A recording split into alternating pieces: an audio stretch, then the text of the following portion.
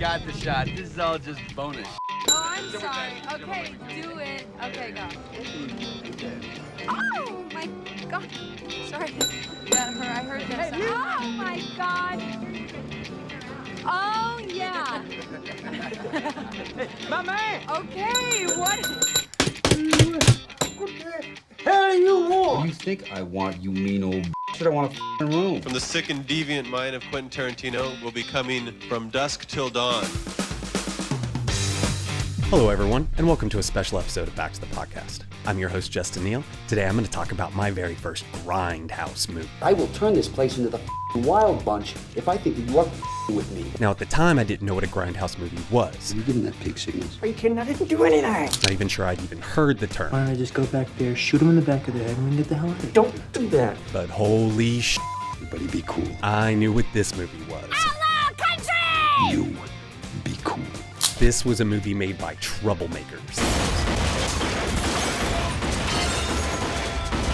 I wanted to be a troublemaker. How freaking outlaw country is that? You okay? Stop me in the f***ing head! It was grimy, I told you he said help us! rebellious, I never said help us! vicious, Well, it doesn't matter now because you got about 2 seconds to live. raw, Oh yeah! toxic, obscene, blasphemous even, and really, really funny. What did I tell you? What did I say to you? I said buy the roadmap and leave. What am I supposed to do, Seth? I recognize He this. didn't recognize Seth, I'm telling you, the way he looked at us, you especially, I knew he knew. Truly dark comedy, gallows humor, twisted and hilarious. From Dusk Till Dawn is like a student film with an actual budget made by people who knew what they were doing and didn't give a shit about what my dad thought of their movie. They probably wanted him not to like it, and that made me love it. And then halfway through, it changed. It became, it became a very different movie. It wasn't even in the same league. It's not. It's the same ballpark. Ain't no f***ing ballpark, neither. It became a totally different genre. It wasn't even the same f***ing sport. The foot massages don't mean sh**. It delighted in subverting my youthful expectations. Gleefully breaking rules, decorum, moderation, and bodies. Is this supposed to burn up or something? This was a thumb in the eye of the industry and the moral majority who thought TV rots your brains. it was made by people who I wanted to be like, Things up. who I admired and still do. And it just kept going. The body count climbing, running all night. You everybody, good night! From dusk till dawn.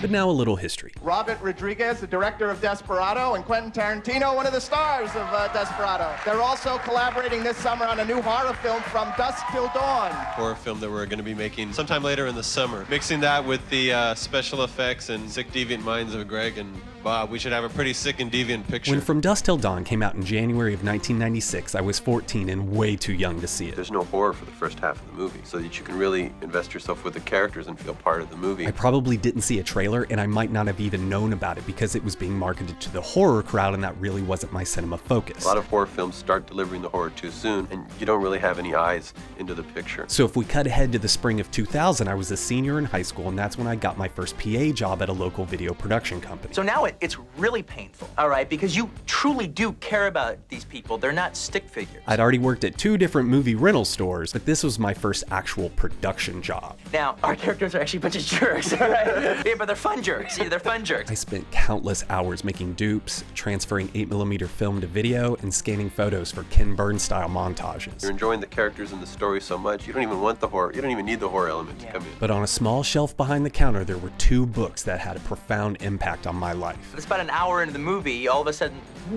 all these vampires show up in our film, and then now they got to deal with it, all right? The first was a published copy of the Coen brothers script for Fargo, and it became the first screenplay I ever read in format. Well, that's exactly what the characters are thinking. They weren't expecting to bump into vampires either. The other was a paperback copy of Rebel Without a Crew by Robert Rodriguez. And when it comes in, it almost gets in the way because it starts messing with all the characters. At that point, I was still learning who specific filmmakers were and didn't have him singled out yet. To add that into the mix is what really starts churning the pot. This book changed all that. Got it. And then I'm trying to focus, because this is like the first time ever aiming a gun at someone's head. I can't. Come in once, they say I can't. Pull back, shoot away. Okay. I'm pulling back, squint. If you haven't read or heard about it, Rebel Without a Crew is Robert Rodriguez's mid-90s diary formatted chronicle exploring his early efforts at independent filmmaking. Keep shooting! Where are you going? Including rather savvily signing himself up for a month-long experimental drug trial. It's been very interesting because it's Robert's first effects movie, so he doesn't really know sort of what he was getting himself into. And we were just building everything based on the designs and the storyboards, and then suddenly, wow, did I want that? Which not only gave him the time to write the script for El Mariachi, but when it was over, he used the money he had earned to pay for the production of it, his first feature. 22 frames. You got it, bro. 20 frames. The book goes into all of Rodriguez's then philosophy of independent, no-budget filmmaking, which I absorbed like a sponge. Oh, so we're not getting out of the car or anything, it's just the car pulling up. The rest is about taking the film out on the early 90s American festival circuit, something that doesn't really exist anymore in the same way. Roll camera! It's like, we open it, we open up the trunk, and he says, he goes, don't say a word. And then to me, open the door. Don't say a word.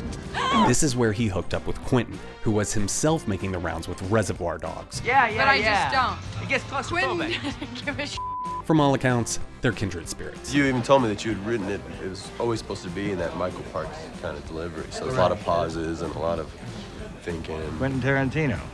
All over the place. But like I wrote it for Michael Parks, and I knew how he does it, so I wrote it in his rhythm. So it's like, they kill some rangers, and took a bank teller hostage. We get him. We're talking payback time. We get him. But this book changed how I thought about movies. This is when I thought, I can do that. I want to do that. Actually.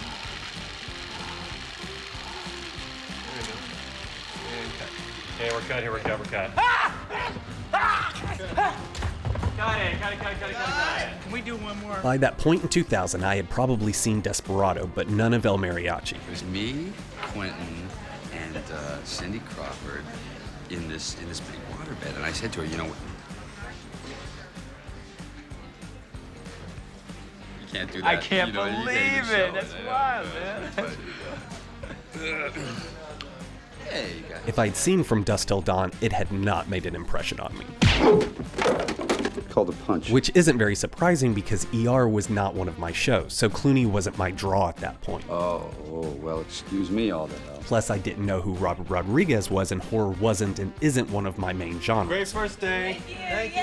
See y'all tomorrow. No hate, I just studied elsewhere. Well, I had 3 set of rules that I had established in my mind that I wanted Hollywood to adhere to, but they would not do it. That one was to win the fight, never die, and always get the woman at the end of the movie. So after starting the book at work, buying my own copy of the book on the way home, and devouring the rest of it that evening, I decided to watch From Dusk Till Dawn with fresh eyes and some perspective as soon as possible. Those acts of God really stick it in and break it off, don't they? I wanted to watch it from his point of view. I don't give a rat's about you or your family. You can all live forever or you can die this second. And I don't give a which. Since I thought I understood where he was coming from after reading his book. So you help us get across the border, and in the morning, I'm gonna let you guys go. When I did finally put it on, my 18-year-old brain could barely contain the almost naked awesomeness I was witnessing. Was it possibly when your was rotting in jail and I broke it out? Was that the nuttiest thing? That was nutty, not to mention stupid.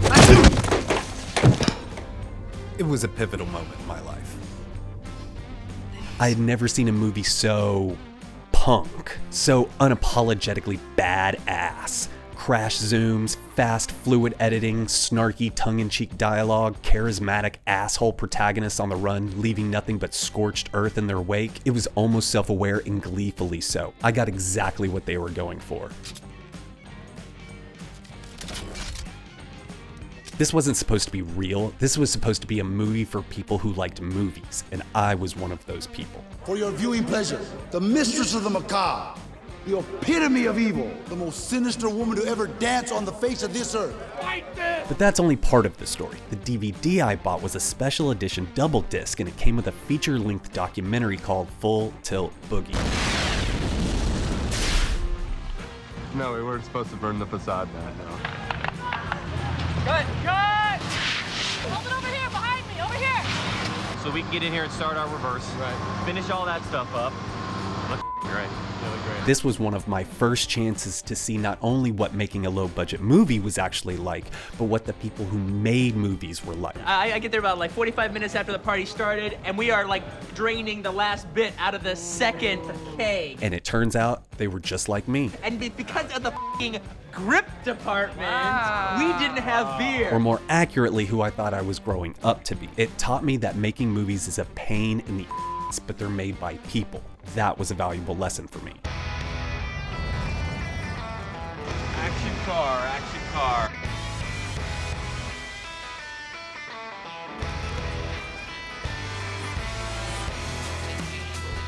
We overcame all natural disasters: sand, fire, rain, unions. Before Battle Angel, Planet Terror, before Sin City, and before the Spy Kids franchise, there was From Dusk Till Dawn, a grindhouse bullet to the face of the audience, and it's still my favorite of his. After reading Rebel Without a Crew, I felt like I found someone talking to me, and I've been following his career ever since. I have 2 little boys now. When they're old enough, I'm gonna sit them down to watch this with me. But I'll definitely explain that characters like this make terrible role models in real life. But in the make-believe world of movies, they can be so much fun. So, ladies and gentlemen, if I could have your attention, please. Guys, thank you all very much for this job. That is a picture wrap on From Dusk Till Dawn.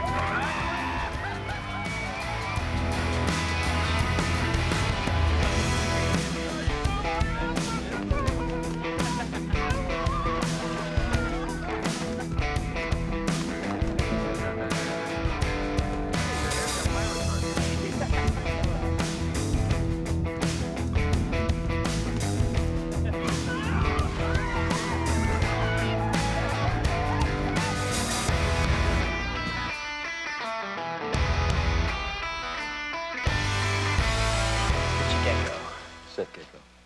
It's rough. Which way to the set? Through the door, down the hall. Can I see your hall pass, please? Right this way, Mr. Kennedy. All right. Let's hold the work. There we go. Talk in here. George Clooney, everybody. Hold the talk. Hold the talk. I love this business. I love it.